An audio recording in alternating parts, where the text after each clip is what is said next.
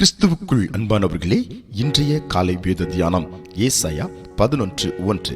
ஈசா என்னும் அடிமரத்திலிருந்து ஒரு துளிர் தோன்றி அவன் வேரிலிருந்து ஒரு கிளை எழும்பி செழிக்கும்.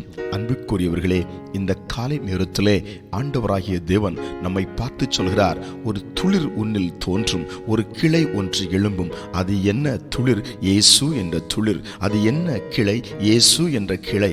ஆமேன். இயேசு என்ற துளிர் உங்கள் வீட்டுக்குள், உங்கள் இருதயத்துக்குள் துளிர்க்க ஆரம்பித்து விட்டால் வாழ்க்கையின் தரம் மாறுகிறது, வாழ்க்கையில் லட்சியம் மாறுகிறது, வாழ்க்கையில் ஆசீர்வாதம் பொங்கி பொங்கி வழிகிறது. அந்த துளிரில் இருக்கும் பணிகள், அந்த துளிரில் இருக்கும் தூய தன்மைகள், அந்த துளிரில் இருக்கும் சகல சக்திகளும் உங்கள் வீட்டு வட்டாரத்துக்குள்ளே உங்கள் வாழ்க்கையில இணைந்து உங்களை விசேஷித்த மனிதர்களாக, மனுஷிகளாக அது எடுத்துக்காட்டாக நிறுத்துகின்றது. ஆமேன். ஒரு கிளை எழும்பி செழிக்கும். அல்லேலூயா.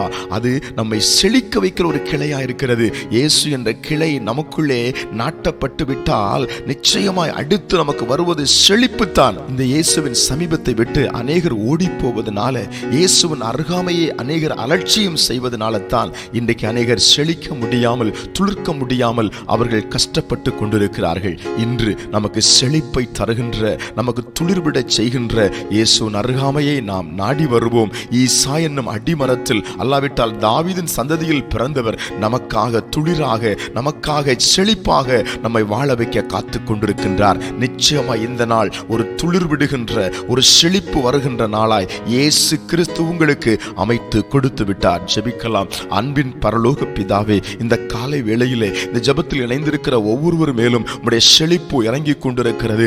ஆவிக்குரிய வாழ்க்கையிலே, பூமிக்குரிய வாழ்க்கையிலே கர்த்தாவே, ஒரு செழிப்புக்காய் ஸ்தோத்திரம். துளிர் இறங்கி கொண்டிருக்கிறது. பட்டுப்போன விருட்சங்கள் துளிர் விடுவதற்காய் ஸ்தோத்திரம். இயேசுவின் நாமத்தில் ஆமென்.